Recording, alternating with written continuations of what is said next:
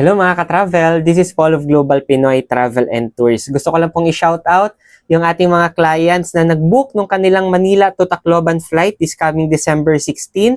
Thank you so much once again mga ma'am and sir for choosing Global Pinoy. So ganito lang guys kabilis no na kumita and syempre gawin yung travel and tours business. Kaya sa mga viewers natin, kung marami kang mga friends, family members, no, mga katrabaho natin na nagta-travel, nagbo-book ng flight, naghahanap ng mga travel services, lalo na yung mga tour packages, why not start your own travel and tours business? Kaya if ever gusto mo ding matutunan yung negosyo na ito, we have scheduled free webinars daily. Message mo lang ako para mabigyan kita ng invitation link. With that, God bless po sa ating lahat.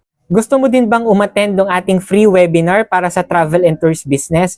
Message mo ako directly dito po sa aking Facebook, Messenger, or sa WhatsApp or sa mga contact numbers ko na ilalagay dito sa screen para mabigyan kita ng invitation link para sa ating free webinar for you to know more about our travel and tours business. With that, God bless po sa ating lahat.